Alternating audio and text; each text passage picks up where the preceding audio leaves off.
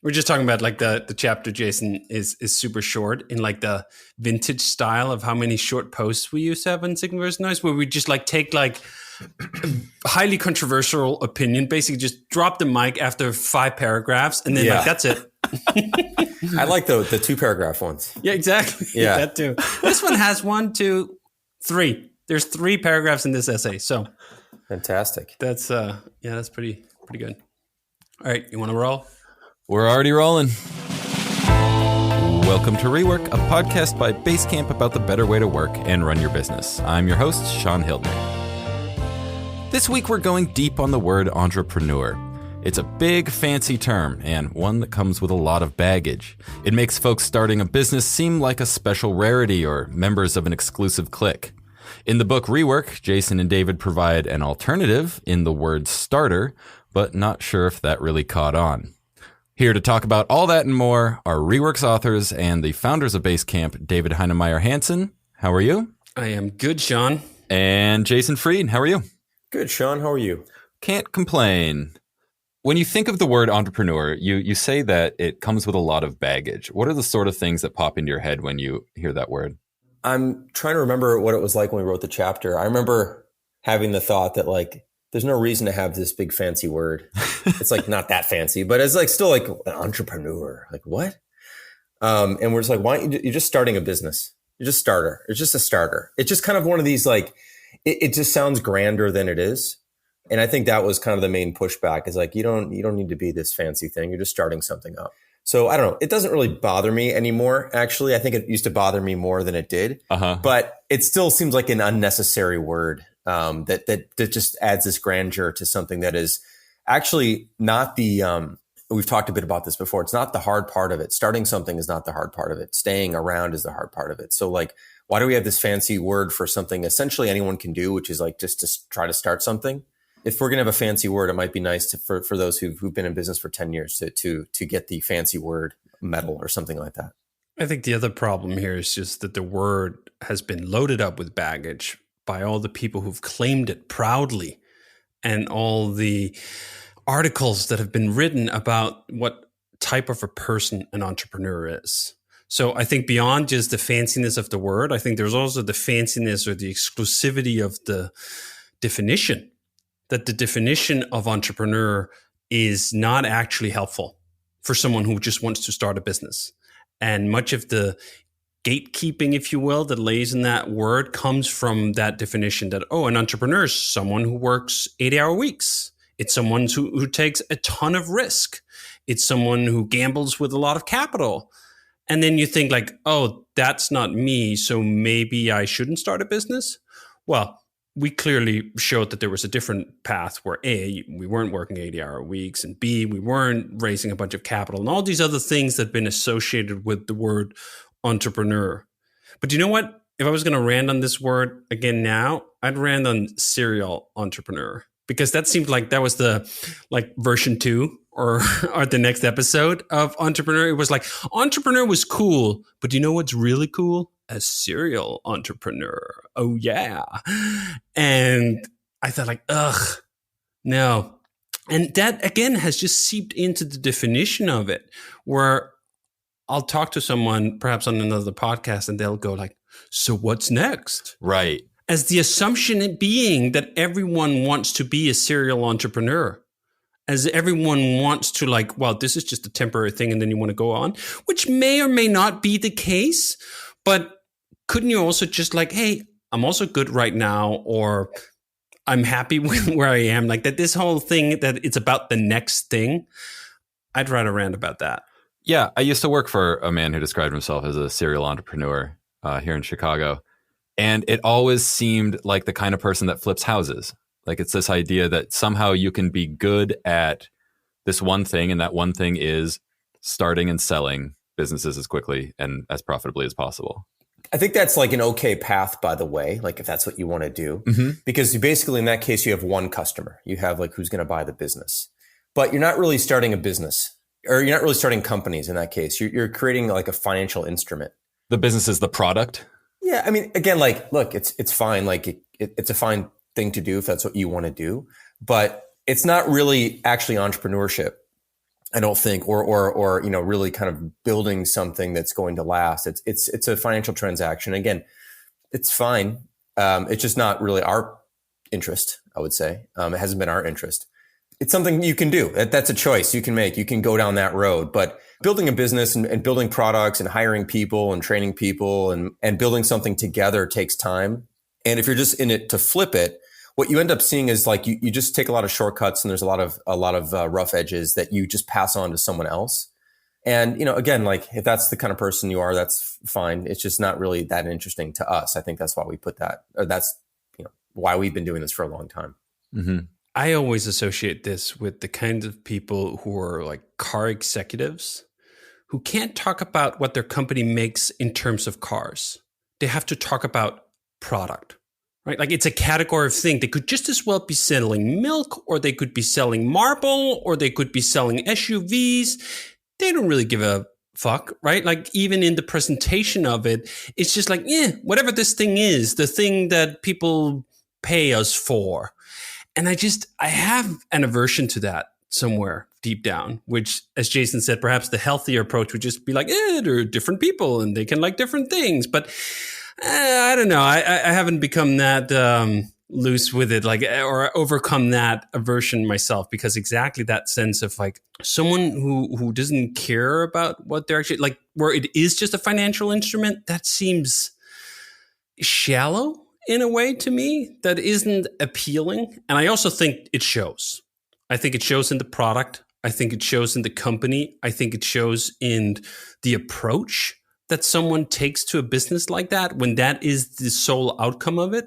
You're not going to have someone like that think, do you know what? We should go the extra mile in a way that customers don't even see for the satisfaction of doing it. I often come back to, even though it's a trite example, the Steve Jobs Wozniak thing, where they talk about laying out the circuit board inside the original Apple. And Wozniak is like, no. We're going to lay it out this way because the circuit board looks better. And you're like, but no one's going to see it. Well, I'll know. And that's the kind of stuff where I go like, do you know what?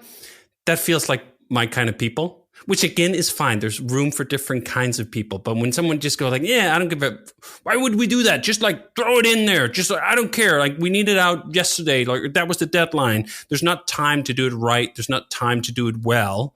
There's just time to do it enough, which leads to this other thing we talked about, car executives. It's like the Fight Club. If the cost of a recall is more than the rate of the explosion of the car minus whatever it is, then we don't do one, right? That everything boils down to a financial calculation. Ugh.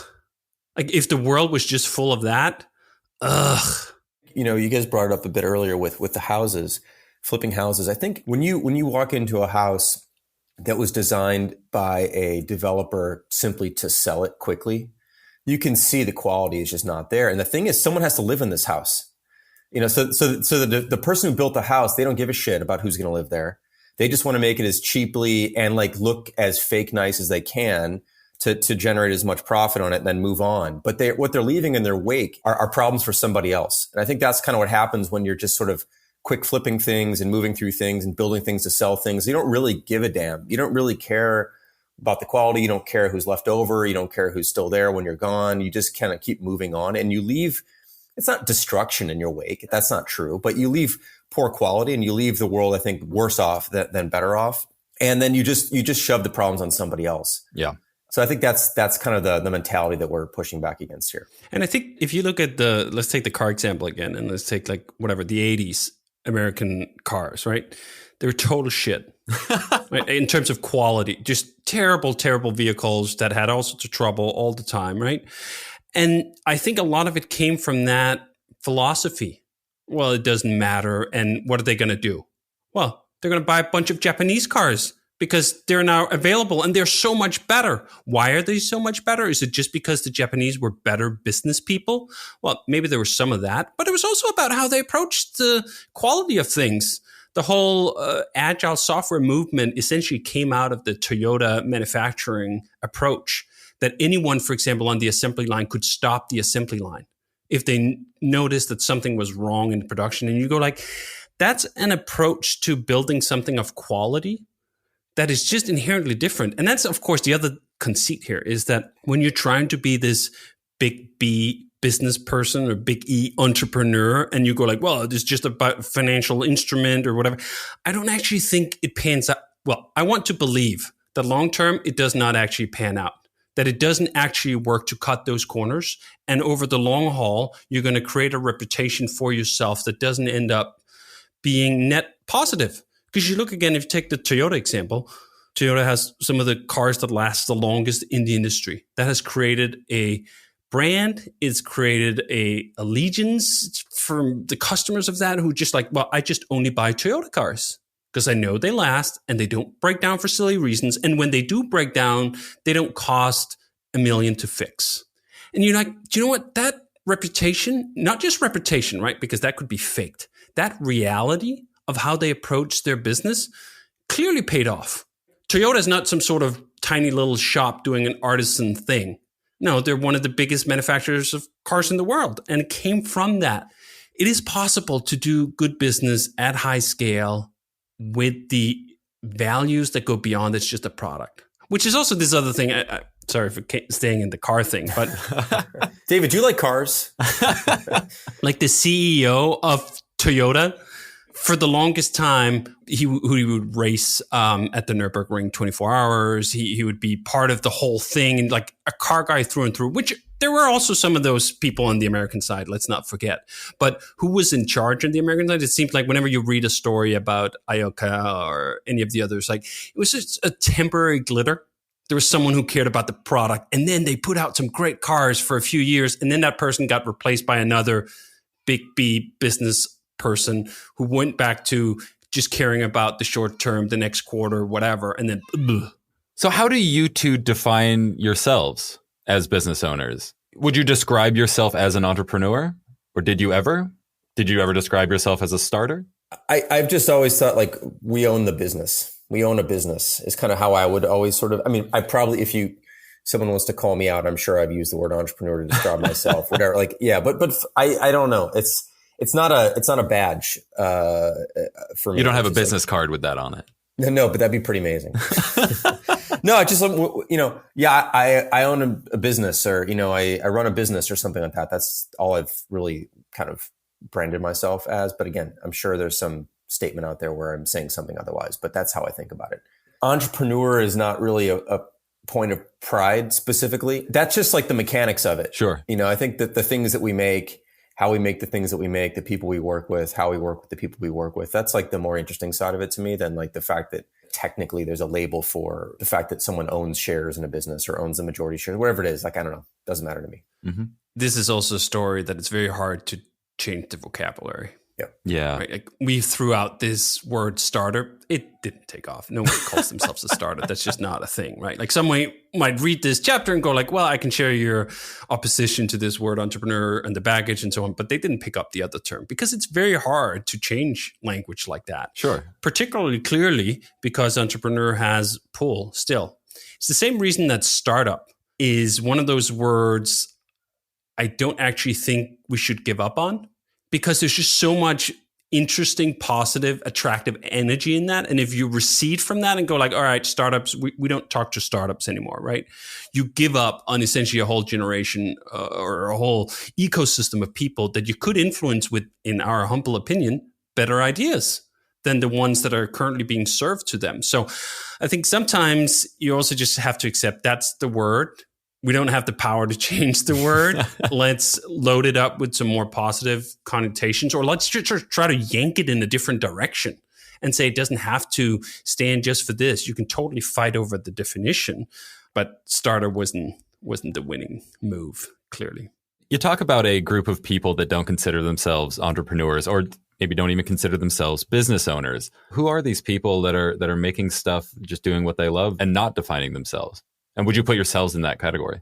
I just think about like this gardener who we use, a landscaper, runs a small little landscaping operation. He's got a few people. Like, I've never heard him once refer to himself as an entrepreneur or as a business. He's just like, this is what he loves to do. He loves he likes landscaping. He likes landscape design. Like, that's just kind of what he likes to do. And if you want to make a living, like, you need to structure a business around it and the whole thing.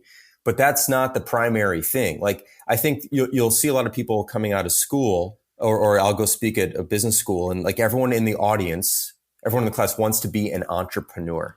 Yeah. I think this person wanted to work on landscape design, and they just like have to have a business to, you got to call it something. You got to set up a business account.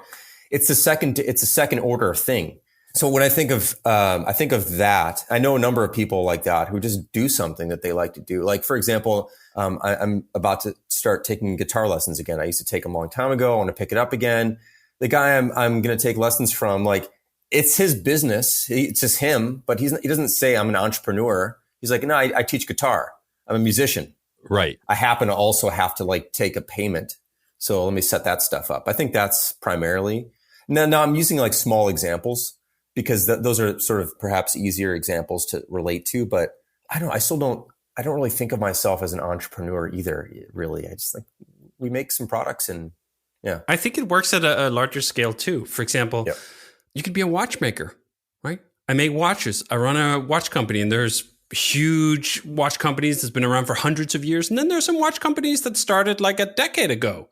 And there's all of these people, I think, define themselves by watches first, hopefully, not by product. And that's one thing that's actually interesting is that when you look at cultures around the world, and certain cultures seem to have like watches, for example, is a Swiss thing. It's not the same thing. This obsession with product, this obsession with being a business person is not evenly distributed across the globe. There's not as many people in, say, Switzerland, I think, who think of themselves in that way. I'm just using the example from watches, right? Just listening to interviews with CEOs of watch companies, they don't talk about themselves in the same terms as a product person in the US would talk about products. And I think that that's just more... It's more interesting. It's more revealing that these are people who are where they are because they actually also know a damn about what they're doing. And this is, again, this idea. I remember reading this old book. I think it was called The E-Myth or something about like, hey, the worst person to run a bakery is a baker, for example.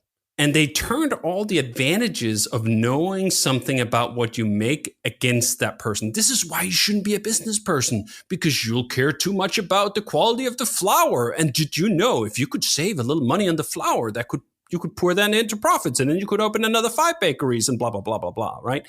And I remember reading the book at the time thinking like, yeah. I just came out of business school at the time, right? So of course I went, yeah, because I learned all these generic approaches to like any business. And I thought like, yeah, you should just have some executives in charge of everything. And now I think back on that with just horror. No, absolutely fucking not. If you want to run a great bakery, you should have a goddamn baker in charge of it, not a fucking executive. Yeah, it seems like the big difference in terms here is that the baker or the dude that owns a landscaping company is actually out there pulling weeds and baking bread. And you two are doing programming and designing. Your full-time job isn't CEO and CTO. Which I think, though, shouldn't be the dividing line, because there are people whose full-time job is to be executive who still aren't big E executives, right? Like they're not just like, hey, I could just as well run a milk company as a baking enterprise, as a car company, but are a little more specific than that. And because they care about the specifics of what they build. Now, I think this is where we come into where just we are defined by what we came up with. And there is some myopia in that. I think it is fair to say that there is also craft to the business of it. It's just, it seems to me so often, at least the appearance of it, is that you see these archetypes of it and you just go like, ugh. Versus I see an archetype of someone who really cares about what they build and I go like, I'm inspired by that. It's pretty rare, I'd say, that I'm listening to someone who's like just a business person who could be a business person wherever. And I just go like, wow. It does happen though, right? There are excellent people in all fields. It just seems like, I don't know if it's universally distributed in likability perhaps. But that's perhaps also one of those other things where you just go like, do you know what? Out of the millions of businesses in the world, are you going to have people who are just like, oh, so ever so passionate about everything? Like someone also has to make and sell, I don't know, fucking diapers. I don't know. Maybe there's someone who's really excited about making diapers. There probably is. But maybe there's not enough of them for us to sort of supply the world supply of diapers here. And some people just have to make the freaking trains run. Sure. And by the way, someone might say the same thing about what we do, right? Like someone has to make fucking, I don't know, productivity software. Totally. That's like, it just, it's all perspective and where you're coming from. But I just don't want us to sound like we've chosen the special path. It's like, no, this is just kind of how we're doing it and our opinion about it, obviously. But there's nothing particularly special about software, any more special than diapers. Like, you can make good ones and you can make bad ones, and there's different approaches, and I'm sure, and you can cut corners or you can do it the right way and the whole thing. One of the things I love is I love buying products from companies run by enthusiasts. And maybe, David, this is kind of a little bit what you're getting at. Yes, that is a good way of framing it. Yeah, so I own this coffee grinder. This is a guy out of Seattle. Interesting, a coffee guy out of Seattle. Yeah, of course. This is like watchmakers out of Switzerland. Yeah, exactly. So I own this coffee machine, or this grinder, called the Monolith. It's completely overbuilt and completely ridiculously incredible. Like, it weighs 15 pounds. It looks like a microscope. It's the most incredibly made thing that can only come from an enthusiast. There is no reason for anyone to build a grinder this good. Like, there's just no reason for it. There's no commercial viability, in a sense.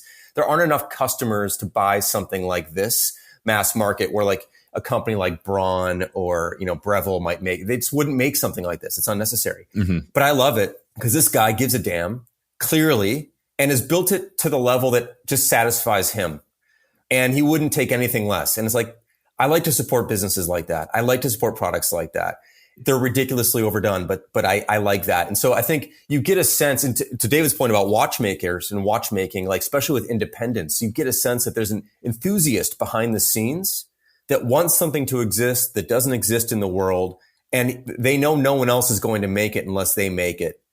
It's fun to support businesses like that. Yeah. They're not the only ones. To David's point too, like, you need someone to make diapers and you don't necessarily need a diaper enthusiast, but there are lots of products out there where like you go, someone behind the scenes really gives a damn about this. And I can tell because I give a damn too, and our giving a damn lines up, and you go, impressive. Someone's out there like me, or someone's out there that I can be impressed with, or I didn't even know someone can make a grinder this good. That's exciting to me. I think you'll see it too in like brands like Leica. You can have larger brands who clearly, like, they give a damn about what they make. Apple gives a damn about what they make. There's companies like that give a damn what they make. And it's fun to buy things from people like that. I think actually, again, apologies for using the trite example, but Steve Jobs is a good example of actually a business person who had that kind of enthusiasm, even if he was not the one himself building the thing, right? Like, he was actually a business person in terms of the contributions that he made. He didn't do any of the programming. He didn't do any of the industrial design, molding, or whatever. He was a serious enthusiast about the products that were built. Like, that literally turned that company into the biggest company in the world. So I think that's an important counterpoint to, it's a bunch of individual enthusiasts who sit in their own workshop and like do the thing. That enthusiasm can absolutely also scale up to trillions of dollars in terms of the market that runs it. Jason, the other example, I think you pointed it to me, was there's this guy making saddleback. Oh yeah, saddlebag. Yeah, saddleback leather. And he has this wonderful YouTube channel where he's like, hey, here's how to make a crappy saddlebag. And he goes over all the corners you can cut and how they usually are cut. And of course, this is like, well, this is because I'm not cutting it.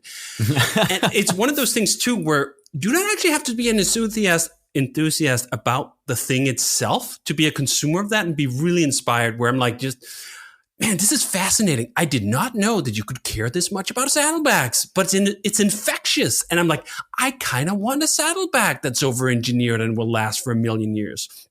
And I'm gonna absolutely put in another car example here. This is what people used to say about Mercedes, that the cars were overbuilt, that they were over-engineered. And in fact, this is exactly what then happened to Mercedes in their dark eras in the mid-2000s, where they made some of the crappiest cars that brand has ever put out. They were both the worst in terms of design, reliability, and whatever, because someone came in and said, do you know what? Engineers have been running this place for too long. Why are we overbuilding these cars? Most people keep their cars on a lease for 2 years. Who cares if it works for 20 years? Use worse components, less redundancy, less testing. And then they put out a bunch of products and the bean counters thought like, nobody will notice. And fucking everyone noticed. They went like, no, This is not good enough. I want that overbuilt German tank again. Bring it back. Well, I think this is a great place to stop. We have fulfilled our legal mandate for every business podcast, we have to mention Steve Jobs, luxury watches, and luxury cars. So this is perfect. What a fantastic place to end. Let's rename this podcast the Rework Elite Podcast. Yeah, exactly. This one's going to be in our subscribers only feed. Yeah. Next week, we are talking about the chapter Make a Dent in the Universe. So I will see both of you next week. Thank you once again, David Heinemeier Hansen. All right, thanks. And thank you, Jason Fried. Thank you, Sean. Oh, let me just plug it in. Cars.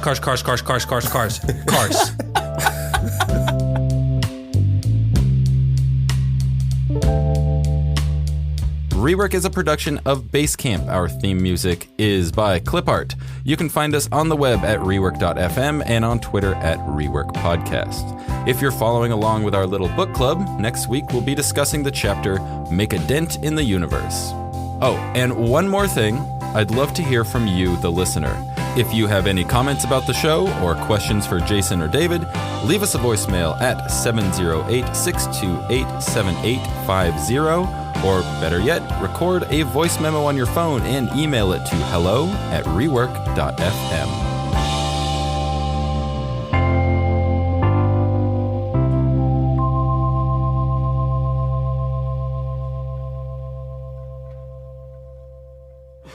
Take the number of vehicles in the field, A, multiply it by the probable rate of failure, B, then multiply the result by the average out-of-court settlement, C. A times B times C equals X. If X is less than the cost of a recall, we don't do one. Are there a lot of these kinds of accidents? You wouldn't believe.